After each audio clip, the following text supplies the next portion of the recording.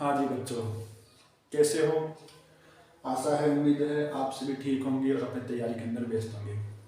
देखिए, आज के अपने जो प्रैक्टिस सेट है, प्रैक्टिस सेट नंबर 2 है अपना ये। इससे पहले वाला प्रैक्टिस सेट मैं करवा चुका हूँ। अगर आपने वो वीडियो नहीं देखा तो आप पहले चैनल पर जाके उस वीडियो को भी देख लीजिएगा।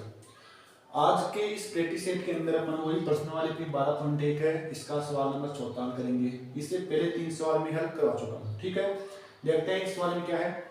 ये सवाल है कि भुजा 7 सेंटीमीटर वाले एक घनाकार ब्लॉक के ऊपर, देखिए यहाँ पे मैं घनाकार ब्लॉक बना रखा हूँ। यहाँ पे अगर यहाँ पे घनाभागार के लिए बोलता तो मैं घना क्या करते बनाता, यहाँ घन के लिए बोल रहा है इसलिए मैं घन क्या करते बनाया। तो इसकी जो घन है, ये इसकी भुजा 7 सेंटीमीटर है, ये भी 7 है, ये भी 7 है और ये भी 7 सेंटीमीटर है। आगे बढ़ो। अब इसके ऊपर एक अर्धगोला रखा हुआ है, मतलब ये जो घना है ना, ये घनाकार आकृति है वाली। अब इसके ऊपर एक अर्धगोला, देखो ये अर्धगोला इसके ऊपर रखा हुआ है ऐसे। तो अर्धगोले का अधिकतम व्यास क्या हो सकता है? इस प्रकार बने ठोस का पृष्ठीय क्षेत्रफल भी ज्ञात कीजिए। अब देखिए यहाँ पे सबसे पहले तो अपन को अर्धगोले का व्यास बताना है। अब देखिए ये जो घन की भुजा है, ये वाला घन है ये। अब इस घन के ऊपर अर्धगोला रखा हुआ है, तो जितनी भुजा, जैसे मतलब ये 7 सेंटीमीटर की इसकी भुजा है, तो इसका व्यास कितना होगा? व्यास तो 7 सेंटीमीटर होगा ना। तो देखिए यहाँ पर भुजा क्या अपने को कि देखो सबसे पहले लिखेंगे यहाँ पे घन की भुजा, घन की भुजा। अब घन की भुजा कितनी है? 7 सेंटीमीटर है ना। ठीक है, तो घन की भुजा 7 सेंटीमीटर है, तो अर्धगोले का व्यास कितना होगा? तो अर्धगोले का व्यास, अर्धगोले का व्यास, तो घन की भुजा 7 सेंटीमीटर है, तो अर्धगोले का व्यास 7 सेंटीमीटर क्या होगा? क्योंकि जो अर्धगोला है ना, ये इस घन के ऊपर रखा हुआ है, तो अर्धगोले का व्यास कितना होगा? 7 सेंटीमीटर होगा। तो अर्धगोले की त्रिज्या कितनी आएगी? तो अर्धगोले की त्रिज्या, तो अर्धगोले की त्रिज्या कितनी आएगी? तो अर्धगोले की त्रिज्या आएगी, इस व्यास में 2 का भाग दे दो, तो 7/2 सेंटीमीटर अर्धगोले की त्रिज्या जाएगी। ठीक है, तो ये निकाल लिया। इसके बाद में क्या कहा गया सवाल में? इस प्रकार बने ठोस का पृष्ठीय क्षेत्रफल भी ज्ञात कीजिए। तो इस पूरे ठोस का पृष्ठीय क्षेत्रफल ज्ञात करेंगे। ठोस का पृष्ठीय क्षेत्रफल ज्ञात करेंगे ना अपन। तो अपन क्या करेंगे, यहाँ समझना ध्यान से। तो अपन क्या करेंगे, इस घन के पृष्ठीय क्षेत्रफल में जोड़ देंगे अर्धगोले का पृष्ठीय क्षेत्रफल को, है ना। मतलब घन के पृष्ठीय क्षेत्रफल में अपन क्या करेंगे, जोड़ देंगे अर्धगोले का पृष्ठीय क्षेत्रफल, और फिर उसके अंदर से जो नीचे अर्धगोला ने खुला हुआ मुंह नीचे वाला, उसको अपन घटा देंगे। देखो ठोस का पृष्ठीय क्षेत्रफल ज्ञात करेंगे अपन, तो घन का पृष्ठीय क्षेत्रफल में जोड़ देंगे किसको? अर्धगोले का पृष्ठीय क्षेत्रफल को, अर्धगोले का पृष्ठीय क्षेत्रफल को, और इसमें से घटा देंगे किसको? ये नीचे देखो ये वाला गोल गोल दिख रहा है ना आपको, ये वृत्त है, इसको अपन घटा देंगे, माइनस कर देंगे वृत्त का क्षेत्रफल। ठीक है ना। तो घन का पृष्ठीय क्षेत्रफल क्या होता है? 6a², यानी 6 भुजा स्क्वायर। अर्धगोले का पृष्ठीय क्षेत्रफल क्या होता है? 2πr², माइनस वृत्त का क्षेत्रफल क्या होता है? πr²। क्या होता है? πr², ये होता है। ठीक है, अब इसमें मान रख दो, आपका आंसर निकल के जाएगा। ठीक है, तो ठीक है, रखिए मान इसके अंदर। देखिए यहाँ पे, अच्छा यहाँ पर पाई का मान बोल रहा था कि पाई का मान आपको 22/7 लेना है। ये लीजिए, तो 6 तो आएंगे इससे कैसे? अब भुजा कितनी है? 7 है ना, तो 7 × 7 करो, प्लस 2 का 2 आएगा। पाई का मान कितना है? 22/7 है। आर का मान कितना है? किसका? अर्धगोले की त्रिज्या। तो अर्धगोले की त्रिज्या कितनी है? 7/2 है ना, तो लिखेंगे अपन 7/2 × 7/2, माइनस वही पाई का मान क्या है? 22/7 है। क्या है पाई का मान? 22/7 है, गुणा आर का मान। अब देखो वही वर्ग की त्रिज्या, तो वर्ग की त्रिज्या क्या है? वही अर्धगोले की त्रिज्या, तो 7/2 × 7/2। ठीक है, आगे चलिए। देखिए आप ध्यान से सुनिए। सबसे पहले अपन क्या करेंगे, इसको हल करेंगे। तो 7 × 7 49, और 49 गुणा करो किससे? 6 से, तो 6 × 9 54। ये लीजिए 294 आ जाएगा, इसको आंसर लीजिए।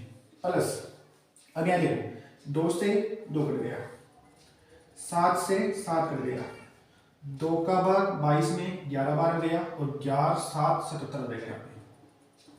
ठीक है, माइनस यहां 7 से 7 कर गया, 2 का भाग 22 में 11 बार गया तो 11 7 77 आ गया यहाँ पे बटा 2। ये दो आएंगे कैसे समझ में आया।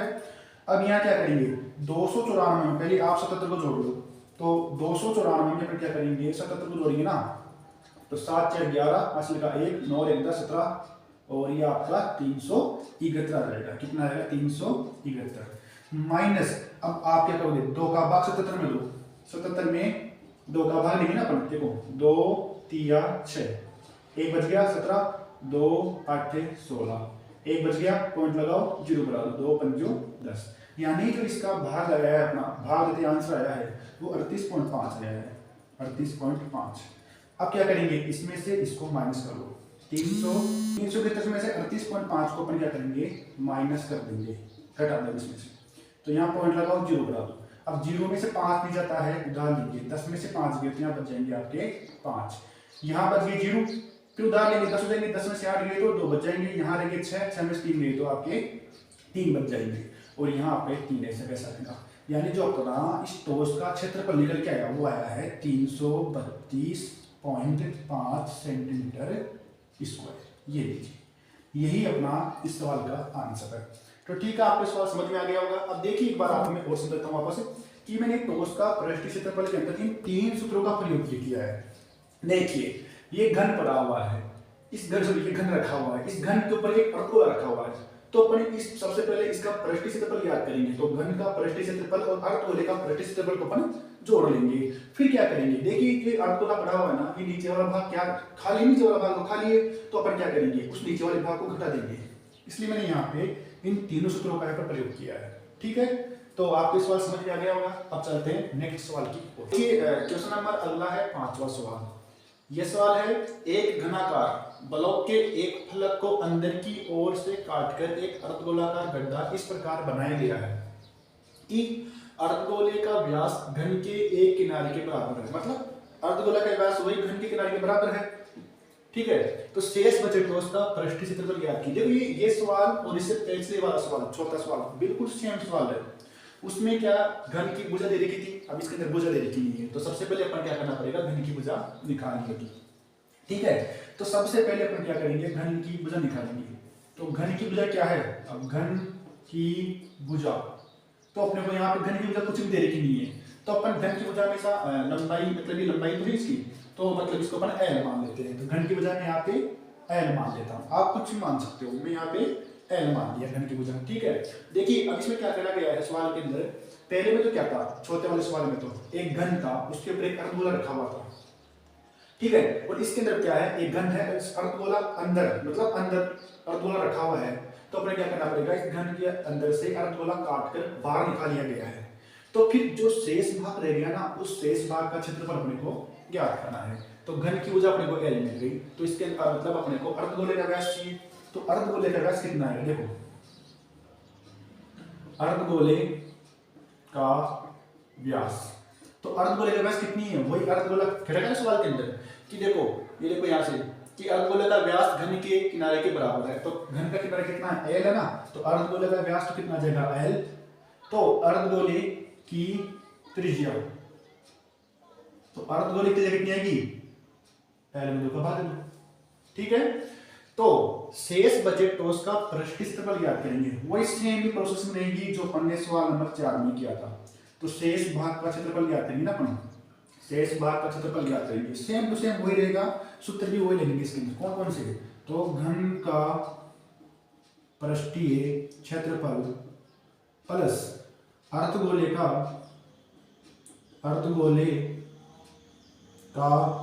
पृष्ठीय क्षेत्रफल माइनस वर्त का क्षेत्रफल ये लीजिए सेम प्रोसेस में देख लो। आपको अगर आपको छोटा सवाल समझ में नहीं आया है तो यहाँ समझ लो ये समझ में जाएगा आपके दोनों सवाल समझ में जाएंगे इसलिए मैंने आपके दोनों सवाल करवा रहा हूँ। तो घन का पृष्ठीय क्षेत्रफल क्या होता है वही 6a स्क्वायर अर्धगोले क्या होता है 2 पाई r स्क्वायर माइनस वर्ग क्या होता है पाई r स्क्वायर ये लीजिए। ठीक है तो मान रख दो आंसर निकल जाएगा। ठीक है तो 6 स्क्वायर तो आएंगे ऐसे कैसे प्लस यहाँ देखिए 2 पाई r स्क्वायर में से 1 पाई r स्क्वायर को घटाएंगे तो यहाँ पर अपना पाई r स्क्वायर ही बचेगा। फिर आगे देखिए छठवां आएंगे ऐसे कैसे, एल का मान, ए का मान क्या है एल गुना एल, मतलब भुजा क्या अपनी एल है ना, प्लस पाई का मान अपने यहाँ पर नहीं लिखेंगे, गुना आर का मान कितना है, आर का मान है एल बटा 2 गुना एल बटा 2। अब यहाँ देखिएगा, यहाँ इसकी गुणा करेंगे तो 6l स्क्वायर आ जाएगा, ठीक है। फिर इसकी और इसकी गुणा करेंगे तो पाई एल स्क्वायर बटा 4 जाएगा, 2 दूनी 4। अब इसका लैसा ले लो तो 4 का एक लैसा लोगे तो लैसा आएगा 4, एक का भाग 4 में, 4 बार में 4 को 6 से गुणा करोगे ना तो 24l स्क्वायर जाएगा, ठीक है। 4 का भाग 4 में, एक बार में, एक को पाई एल स्क्वायर से गुणा करोगे आप तो पाई एल स्क्वायर आपका आंसर आएगा। बाकी सवाल इधर देख लो। अब यहाँ देखिएगा एल स्क्वायर इसमें भी आ रहा है, एल स्क्वायर इसमें भी आ रहा है, तो अपन एल को बाहर कॉमन ले लेंगे तो अंदर क्या बच गया 24,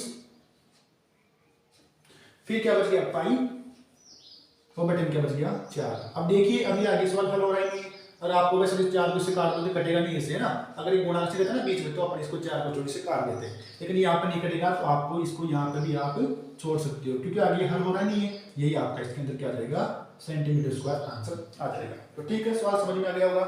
सेम सवाल, चौथा सवाल और पांचवा सवाल सेम सवाल है, बस उसके अंदर क्या था, सवाल नंबर 4 के अंदर भुजा दे रखी थी, इसके अंदर भुजा दे रखी नहीं है तो अपन ने भुजा मान ली और आंसर निकाल ली, ठीक है। आइए चलते हैं नेक्स्ट सवाल की ओर। अब देखिए क्वेश्चन नंबर 6 है, दवा का एक कैप्सूल बेलन के आकार का है। देखिए दवा का एक कैप्सूल है जो बेलन के आकार का है, इसके दोनों सिरों पर, मतलब एक तो ये वाला सिरा एक ये वाला सिरा, एक एक अर्धगोला लगा हुआ है। देखिए ये अर्धगोला लगा हुआ है, ये अर्धगोला लगा हुआ है, ठीक है। पूरे कैप्सूल की लंबाई 14 मिलीमीटर है। देखिए ये यहाँ से लेके यहाँ तक की लंबाई है वो कितनी है 14 मिलीमीटर है, और व्यास 5 मिलीमीटर का है। और ये जो व्यास है ना देखो यहाँ से लेके यहाँ तक का है ना कितना है 5 मिलीमीटर का, देखिए यहाँ से। तो इसका संपूर्ण पृष्ठीय क्षेत्रफल ज्ञात कीजिए। तो इसका अपन संपूर्ण पृष्ठीय क्षेत्रफल ज्ञात करेंगे तो अपन क्या करेंगे, देखिए आपको पहले समझाता हूं मैं आपको। देखिए संपूर्ण पृष्ठीय क्षेत्रफल ज्ञात करेंगे अपन, किसका, कैप्सूल का। तो कैप्सूल का संपूर्ण पृष्ठीय क्षेत्रफल ज्ञात करेंगे तो अपन क्या करेंगे, बेलन का पृष्ठीय क्षेत्रफल, बेलन का पृष्ठीय क्षेत्रफल में अपन क्या करेंगे जोड़ देंगे, किसको, दो अर्धगोले का पृष्ठीय क्षेत्रफल को, दो अर्धगोले का पृष्ठीय क्षेत्रफल को, समझ में। तो बेलन का पृष्ठीय क्षेत्रफल होता है 2 पाई आर एच प्लस 2 का 2, अर्धगोले का पृष्ठीय क्षेत्रफल होता है 2 पाई आर स्क्वायर। ये 2 के लिखा हूं क्योंकि यहाँ पर 2 अर्धगोले लगे हुए हैं इसलिए लिखा हूं, ठीक है। अब अपने को इसके अंदर आर की जरूरत पड़ेगी। सबसे पहले अपन क्या करते हैं, बेलन की ऊंचाई निकालते हैं, ठीक है।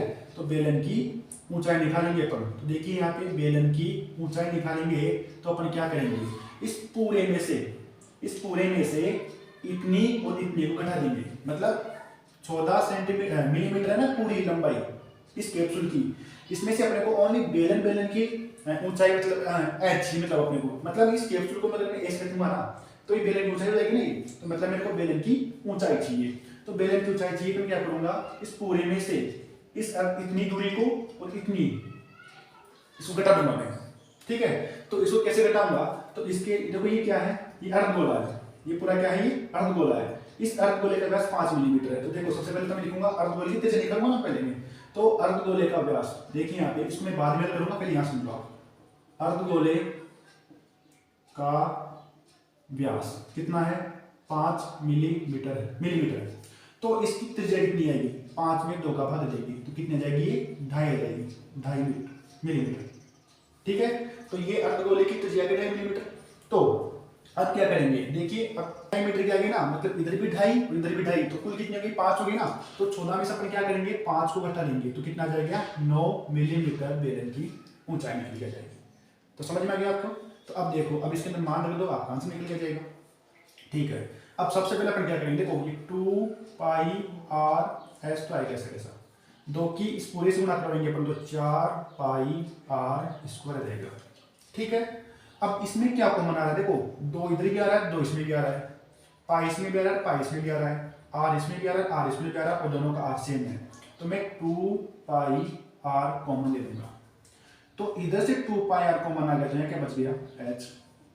इधर से 4, देखो 4 में से 2 तो बाहर चल गए, यहाँ क्या बच गया 2, पाई भी बाहर आ गया, 2r में से 1r बाहर आ गया, तो क्या बच गया यहाँ पे 1r बच गया। तो अब इसके अंदर मैं मान दूंगा, तो 2 के तो 2 आएंगे, पाई का मान 22/7 आएगा, और r का मान कितना है 2.5 ना, तो मैं यहाँ पे 2.5 लूंगा इसलिए। फिर आगे चलिए, h का मान कितना है, h का मान 9 आ गया, 9 प्लस 2 के 2 आएंगे ऐसे कैसे, r का मान कितना है 2.5 है। ठीक है, अब देखिए यहां से मैं पॉइंट हटाऊंगा तो बटे में लगा दूंगा 10। ठीक है भाई, पॉइंट एक में छोटे लगा हुआ है ना, इसलिए मैं बटे में लगा दूंगा 10। अब देखो 5 का भाग डाला इसमें 5 बार में, 5 का भाग डाला इसके अंदर 2 बार में, और ये 2 से 2 कट जाएंगे, बाकी 16 इधर देख लो। तो यहाँ क्या बच गई, यहाँ बच गया 22 और 5, तो 22 और 5 गुना करेंगे तो 5 दूनी 10, और ये 110 आ जाएंगे मतलब। फिर बटे में क्या रहेगा इधर 7। अब आगे चलो, ये 9 आएंगे ऐसे कैसे, प्लस 2 की 25 गुना करेंगे तो 25 दूनी 50, मतलब 5.0। अब देखो पॉइंट के बाद जिसको मतलब ही नहीं है, तो अपन इसको भी हटा देंगे इसलिए, चलिए। तो 110/7 तो आएंगे ऐसे कैसे। अब देखो 9 और 5 कितने होते हैं 14 होते हैं, तो गुणा, देखो इस ब्रैकेट को उठाऊंगा मैं तो गुणा का चिन्ह आएगा यहाँ पे, ये ली 14। अब 7 एकम 7, 7 दूनी 14, और 2 की इससे गुणा करा लो, तो 0, 2 और 2 मिलीमीटर स्क्वायर। यही इस कैप्सूल का संपूर्ण पृष्ठीय क्षेत्रफल निकल के आ जाएगा। तो ठीक है, सवाल समझ में आ गया होगा आपके।